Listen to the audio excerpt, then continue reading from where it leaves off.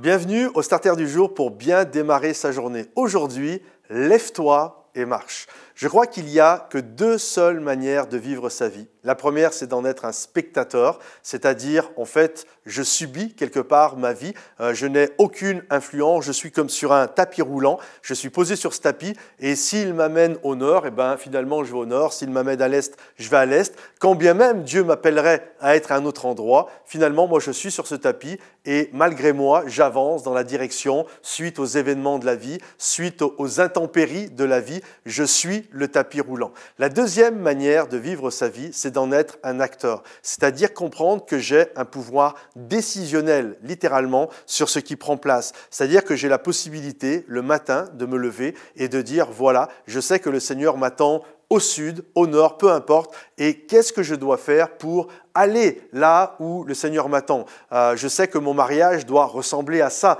Qu'est-ce que je dois faire pour que mon mariage puisse ressembler à ça? Je crois que mon entreprise doit être développée et doit obtenir tel résultat. Quelles sont les actions que je vais mener pour arriver justement à ce résultat? Et celui qui est acteur de sa vie va prendre des décisions. Il va y avoir une notion de stratégie même. Quand je parle de stratégie, je ne parle pas de marketing, mais de réflexion et d'action qui vont mener justement à obtenir le résultat que nous désirons. Alors bien sûr, il y a toujours des facteurs inconnus et parfois ça prend plus de temps et parfois il y avait des choses qui sont indépendantes de notre volonté, mais en tout cas, c'est ma feuille de route, c'est là où je désire aller. Et le Seigneur désire vraiment que nous puissions nous mettre justement en mouvement, que nous puissions nous lever et marcher dans la direction des bons plans et des projets qu'il a pour nous.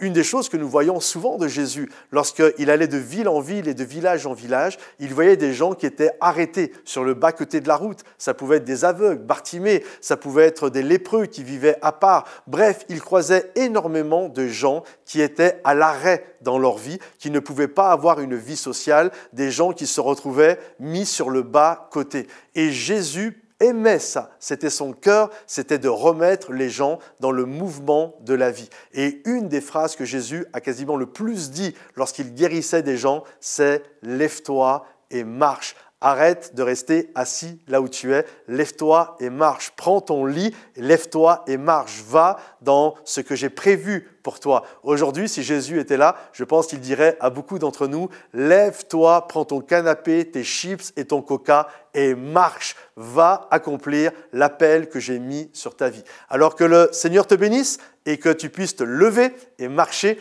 et vivre pleinement le plan de Dieu pour ta vie. Si tu as besoin justement pour ça de prière, pense à le mettre dans les commentaires, à liker cette vidéo si elle t'a fait du bien, la partager peut-être à un ami et n'oublie pas de t'abonner. Que Dieu te bénisse et à bientôt. Bye bye.